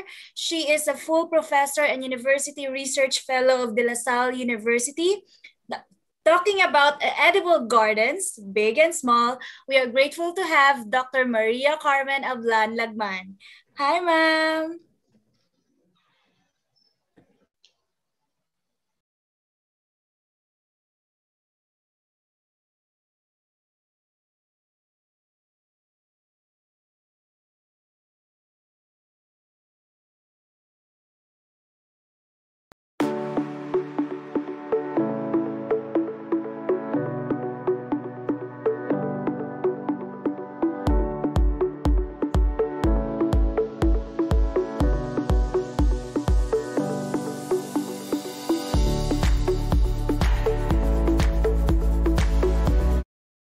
Presentation of the basics talaga of hydroponics. Caveat, I am a molecular geneticist. My field is in marine science, and I do bioinformatics and genetics as my background. But I have dabbled in this area because of many things that was needed at that time. So please go to Dr. Chito for he is the master. I will just show, basically my job here now is show and tell of what we are actually doing. Okay, so I'll start my presentation. Kita nyo na, ma'am? Can you see my slides? Okay. All right, that's my email address. So thank you for the invitation. Way back in 2017 or 18, I was in one of the Fulbright meetings and Dr. Chito made this presentation. It was very exciting. In 2019, I was very fortunate to be able to, to create bring my students to a meeting in Singapore. I saw the city and how the things there in the middle of all the development. This lady here, Dr. Koo, started this when she was young. And now she's at this age and look at what it looks like, diba? So armed with the idea of beans, everything I can find in the internet, friends that I have heard talks about, I started to do my garden. And it's very interesting because at the start, I was scared. I didn't know what I was going to do. So our bedroom goes out to a ledge and then may ledge din ng konti. So medyo small lang ang ginamitan ko. I started with sprouts. Sprouts are like toge. You basically get the seeds, you soak them overnight, and then you put them in tilted bottles like what I'm showing you here. They will grow in the dark and grow their stems and their tiny leaves. And then once they've grown a little bit longer, I put them out in the ledge, as you would see here, tilted so that the water does not soak it. And then they will actually grow the green parts. And they are very, very tasty. In the past, we used to eat arugula. Alfalfa, tsaka broccoli sprouts, and you cannot get those here. But we found the seeds. Ang mahal-mahal na arugula, isang packet na ganun, 60 pesos. So ngayon, we can eat, alam niyo yung deer darla dati sa yellow cab. Di ba laging wala? Kasi wala daw makuha na sprouts na alfalfa. Nag-start ako ng konti with lupa. Can you see this? These are the takeaway take away food containers ng pagkain, tapos may lupa sa ilalim, tapos pag tumubo na siya ng mahaba, basta madilim, ilagay mo sa light, magiging green, tapos i-peel out mo yung balot sa ibabaw kasi may perforated ilalim din naman yun. And we also started to shake it. So, very high in protein, very good source of nutrition. Di medyo malakas na yung loob ko kasi tubo-tubo na yung sprouts ko. I started looking and found out that you could actually make those different kinds of sprouts in different ways. And here is one with takeaway containers na nabutas-butas na ganyan. And now I was using something of the soil, coco coir, and yung lupa. Tapos ilalagay yung seeds dito after being babad overnight. Patong-patong sila sa container na ganito, na may weight sa ibabaw. Spray lang siya every day. I found this in the internet. And then eventually, you let them grow in the dark by covering it with a container like this on the right. You see that one on the right? So when it's growing in the dark, you want it to be leggy, that it has a long stem. And they become like this, like the one on the left. So yung ilalim, nandun yung water para hindi nasusoak at hindi basa, para hindi nabubulok yung kanyang roots. And then pag mahaba na siya, eto, nakalagay siya sa ledge, nag-grow na siya ng maraming green parts. And you can now put it in soup or salad or shakes. And that does not take 10 days. So parang 14 days na meron ka ng, wala pang 10 days, meron ka ng bagong source ng food na mataas sa protein, malinis, tsaka gulay. And this one in particular is broccoli sprouts. So medyo mas malakas-lakas na yung loob na. Alam mo kasi pag talagang ganito, wala kang experience. I started to put them in tiny little seedling containers. And that's one thing I really know. If there was something wrong, kasi madidishearten ka pag namatay, para kang namatayan. And feeling mo malaking failure ka pag ganyan. Because now I realize it's really a matter of making sure your watering is correct. Some plants like lots of waters, other don't like it, and therefore you have to really know, pati yung light. Marami namang kwento dyan eh. Meron akong notes, you can ask me ano yung maganda sa light, anong hindi. But pag maliit sila, they actually start to grow like this. They wait for them to have four leaves. And then, pwede na siyang ilipat. Here naman, I actually put them on the itself. I can show you, I'll stop sharing my screen at this time. These are the containers I'm using. I have one here beside me. So, pakita ko sa'yo. Ito. So, I have tiny little cups like this. I got it from Yogurt Cups. Tapos, binubutasan ko lang siya. Tapos, meron akong, alam niyo yung ice cream container, ganito. Ganitong ice cream container lang yung nagamit ko. And then, binutasan ko siya dito using yung pangbukas ng door, or yung pwede rin naman na yung lata ng sardinas, initin mo sa kalan tapos i-shoot mo dyan. Papasok naman yung lata ng sardinas, mainit na siya, butas siya. And then I put them all together like this. Just like that. And then later I'll tell you yung ginagamit namin na lupa is actually galing sa kalat din namin sa bahay. And so I'll continue with my presentation. So this one's, merong cup, yung tubs like this. You see the one in the middle. These were the pots that you could see in the shops. So I still use the can of the sardines. I heat it in the stove. Sa kalan ko lang iniinit yun. Tapos sinushoot ko lang siya. So nakakasampu ako sa isang ganyan. Tapos imbis na yung plastic na yan sa ilalim, nilalagay ko sa ibabaw. Ang ibig sabihin lang nun, para yung solution hindi masyadong mag-evaporate. And actually, the water stays long. Mas tipid nga siya sa water kaysa sa nagtatanim ka sa lupa. Kasi pag nagtatanim ka sa lupa, di ba nagdidilig sa umaga, sa gabi, sa umaga, sa gabi. Ito, pagkatapos ko lagay yung tubig dyan sa loob, tapos na tamaan lang yung ilalim ng container ko ng ganyan. Hanggang dito. May air din siya.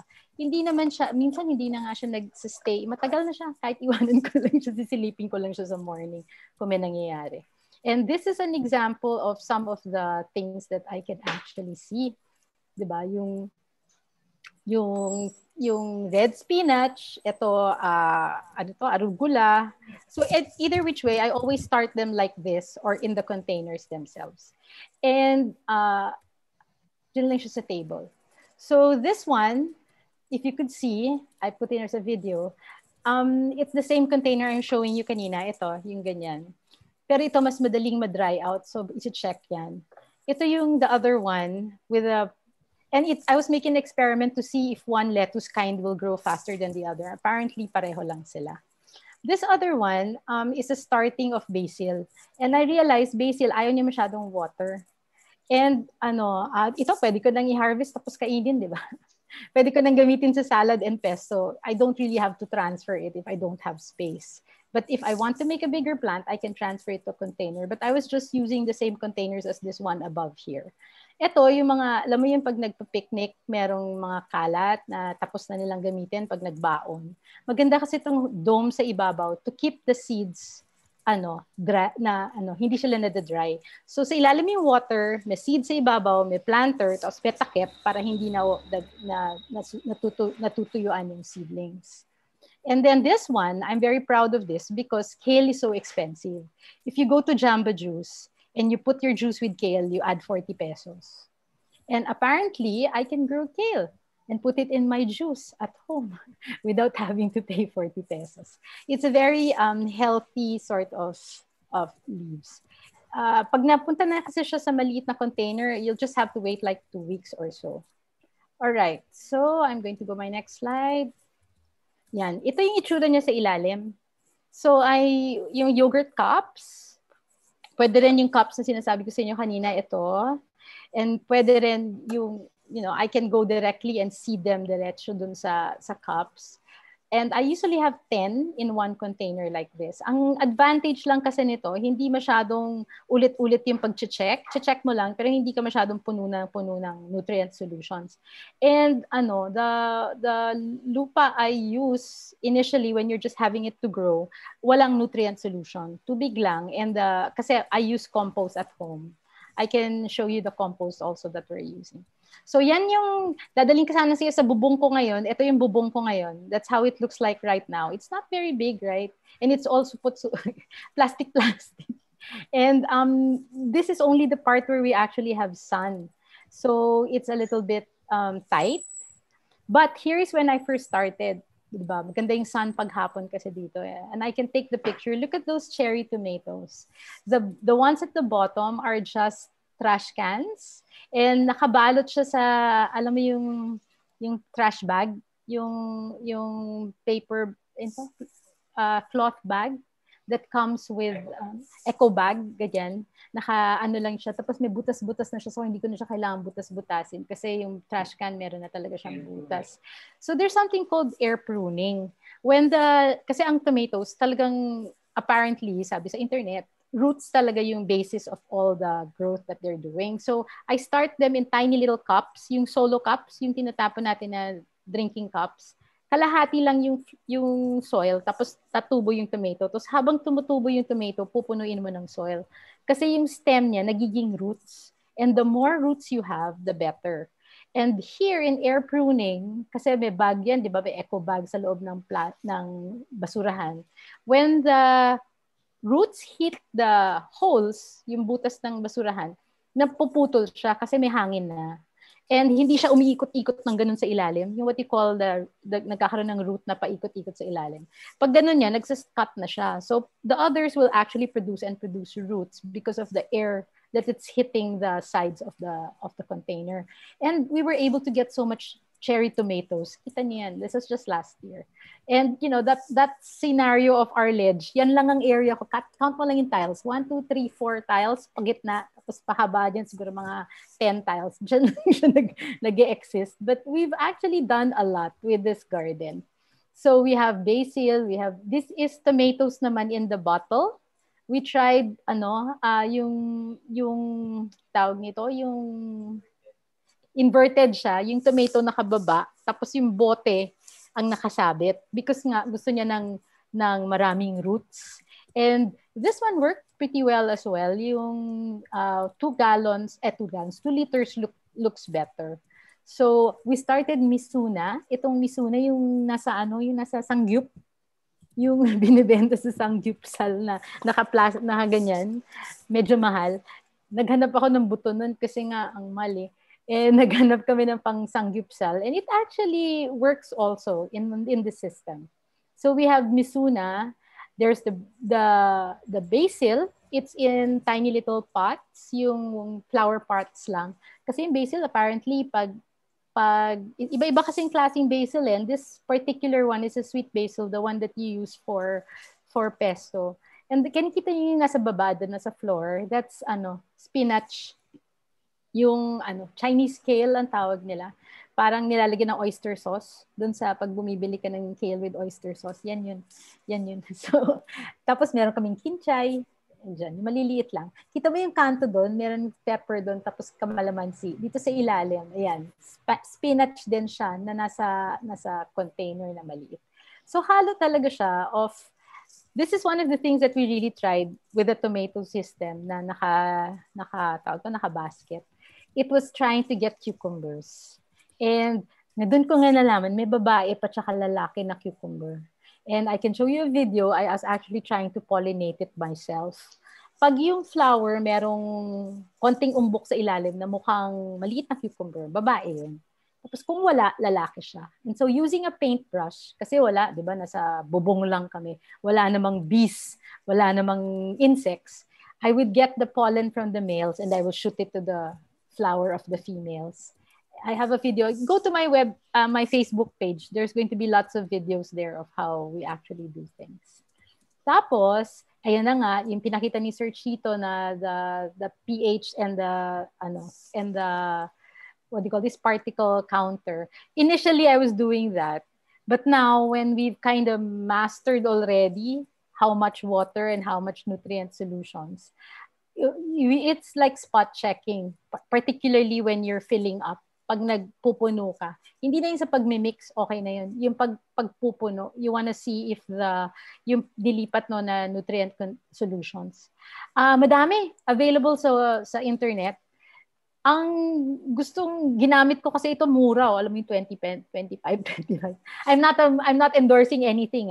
I'm disclosure. Ito yung sinasabi ni Sir Chito na Snap, pero nga sabi ni Sir Chito there might be difficulty with that unless you buy in Los Baños, maybe. I did have Snap as well. I've tried a lot of these, and it seems like for my system, it really doesn't differ kung sino yung ginagamit kasi this is our secret. Sorry, I'll just show you the food. Alam mo, napapakain ko ng gulay ang aking mga anak dahil masaya magtanim at masaya maggawa. These are just some of the things that we have served at home. And in one like that, I can get 80 grams of leaves from, this is the kale, this is the Mizuna, the lettuce, the arugula, put them together, put them in salad. And iba kasi yung nakakadampot ka sa umaga, parang probinsya. Dadampot ka sa umaga ng fruits, ng veggies, tapos dadalhin mo sa table. This is the secret of sometime, you have kalat at home, right? Every time you basically, throw up that much basura. And just to help the basurero also, and not to make things, what do you call this, hard for them. I can't move it. Oopsie. I should be knowing my Zoom by now.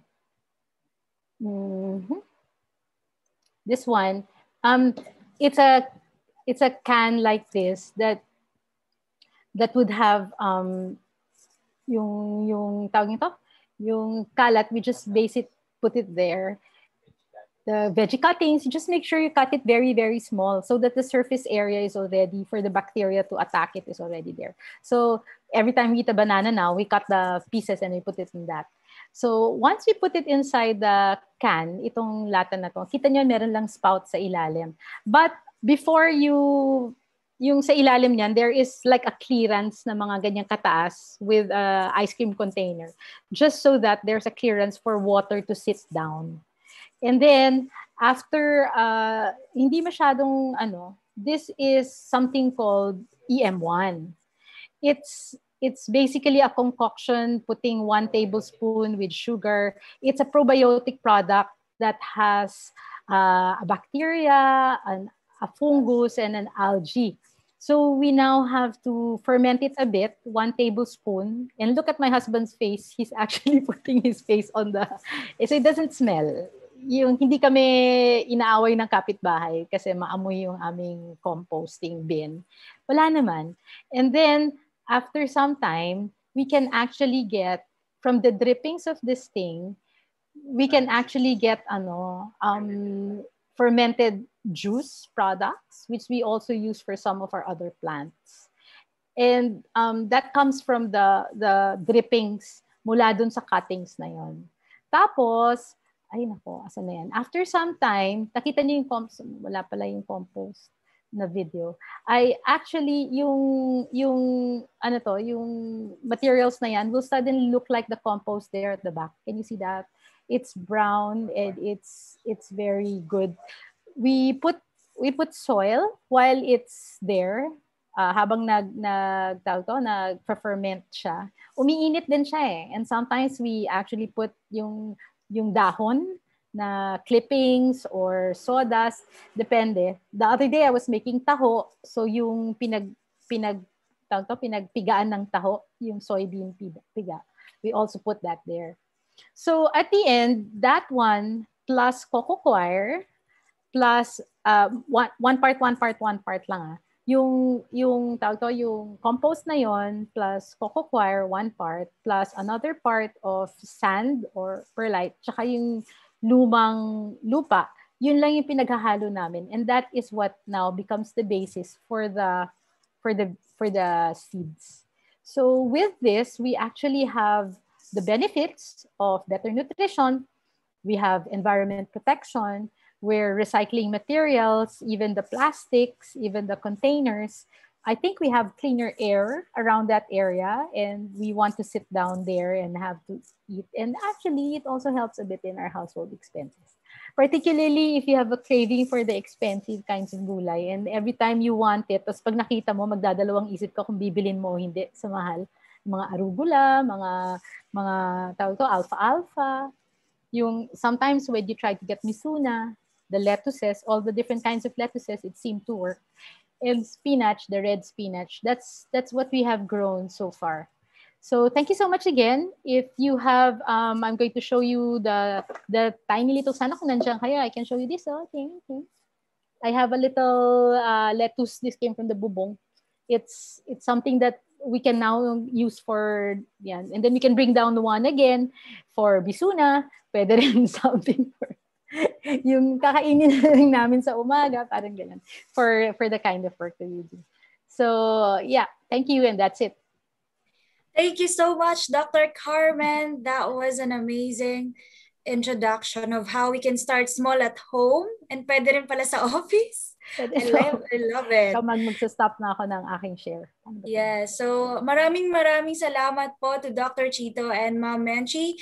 So at this moment, to close our program, we have our project co-leader of Food Secure with today's program po, because our project is a hybrid program. It is in virtual and in-person program, 2 programs for the entire year, and we just started the virtual one. So again, let's welcome Ms. Lenny Galvez to close our day for today. Hi, Ma'am Lenny.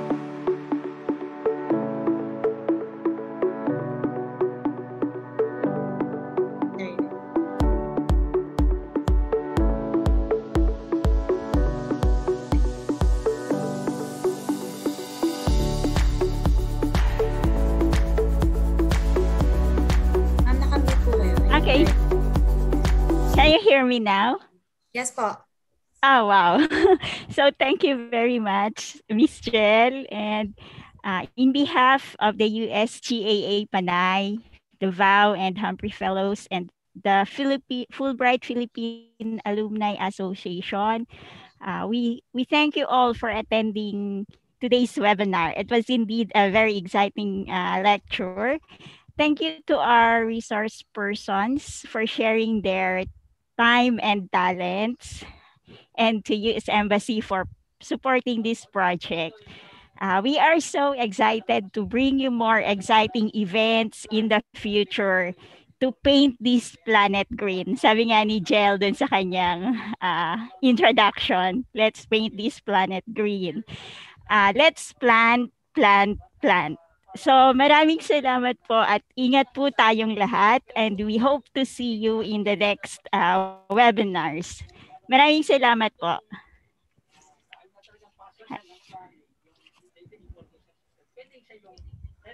Jel? Nakamute siya. Hey, there you go. Thank you so much, Ma'am Lenny. So this is not the end of our program. This is just the beginning, and we will still gonna see our speakers. I know you have questions because on the third webinar, we will have them on panel and you can personally ask our speakers of your questions and inquiries.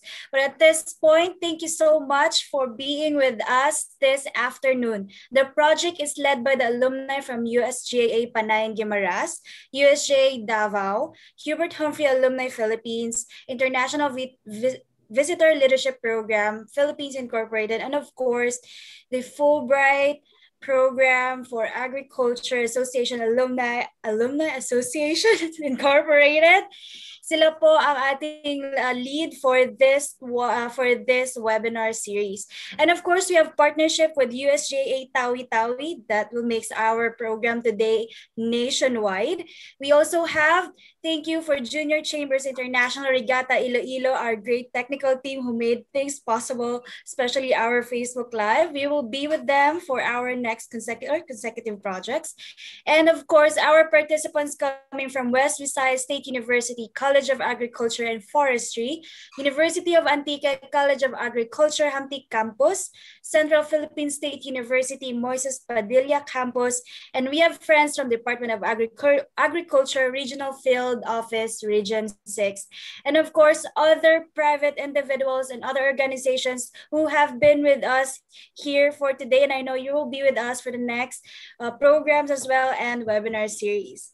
Thank you so much. This is the beginning of turning our country into green. I will see you on our next webinars, especially on April 22 with the Senate of the Philippines, a virtual consultation on the ongoing legislation on agriculture and aquaponics and hydroponics po. So if you want to join us and be with us on that conversation, we will see you same time, 3 p.m.